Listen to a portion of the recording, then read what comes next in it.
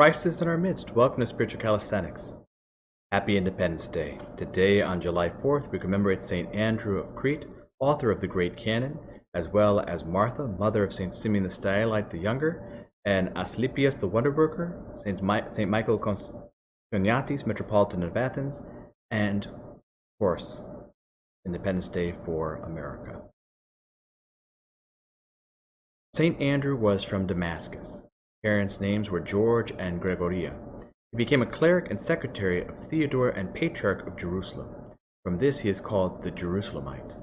He was present at the Sixth Ecumenical Council in Constantinople, which was convoked in 680 during the reign of Emperor Constantine IV. He became deacon of the great church in Constantinople, that is, the Church of the Holy Wisdom of God, an archbishop of Crete. He reposed in 720 or 723. Besides his other sacred writings, he has also composed various hymns, among which is the famous Great Canon, which is chanted during Great Lent.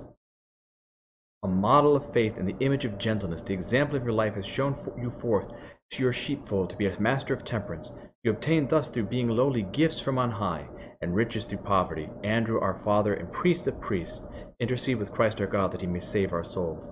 While trumpeting forth the songs of God with clarity, you also did prove blazing light to all the world. O most righteous Andrew, who shone with all the light of the Trinity, therefore we all cry out who cease not to entreat the Master of us all. St. Paul's letter to the Romans. Brethren, God has mercy on whomever he wills, and he hardens the hearts of whomever he wills. You will say to me then, why does he still find fault? For who can resist his will? But who are you, a man, to answer back to God? Will what is molded say to its molder, why have you made me thus?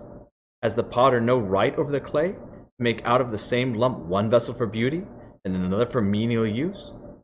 What if God, desiring to show his wrath, and to make known his power, has endured with much patience the vessels of wrath made for destruction, in order to make known the riches of his glory for the vessels of mercy, which he has prepared beforehand for the glory, even us whom he has called, not from the Jews only, but also from the Gentiles.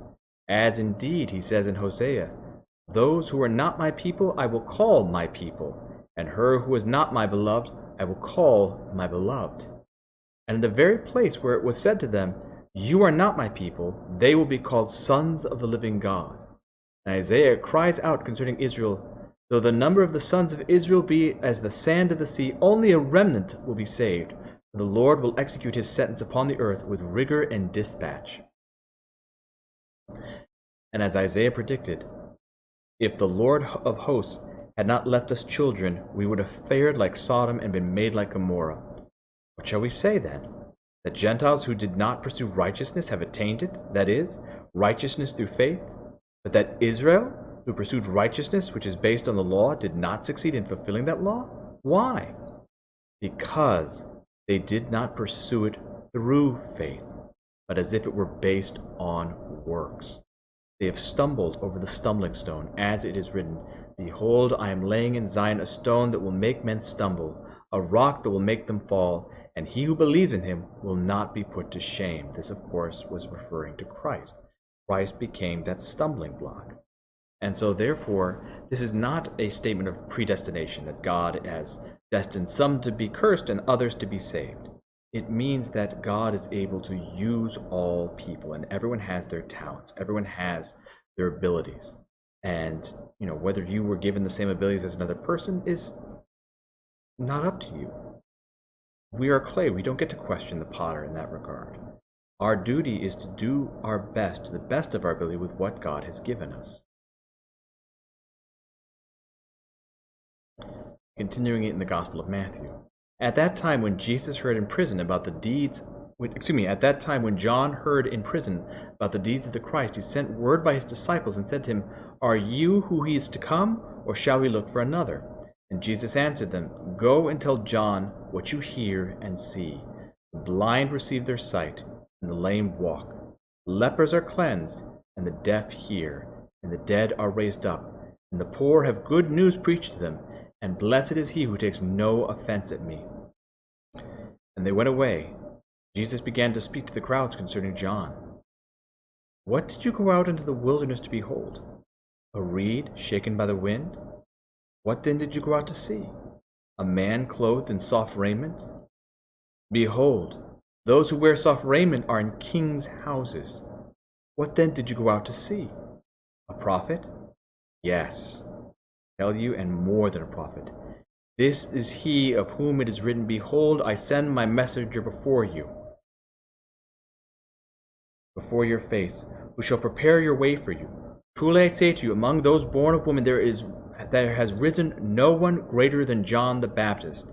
Yet he who is least in the kingdom of heaven is greater than he.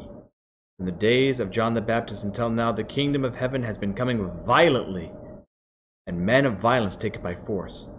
For all the prophets and the law prophesied until John. If you are willing to accept it, he is Elijah who is to come. He who has ears to hear, let him hear. So this message that is being sent back to John the Baptist about the lepers being cleansed, that death, sin, essentially is being cleansed. People are being raised from the dead. The good news is being preached, the gospel, that is. This is showing John that Christ is who he says he is. And now Christ is telling the people, this is John the Baptist. This is who you went to see. Not some strange, crazy man out by the river wearing camel hair and eating wild honey and locusts. This is a man that is preparing the way for the Lord. And as such, he is greater than all the prophets before him. Now when he says that kingdom of heaven is coming violently and people are going to take it by force, it means that now is war. Now is the time that we are going to combat against the devil, to take the kingdom by force. I hope that you've enjoyed today's Spiritual Calisthenics. Have a blessed and wonderful day.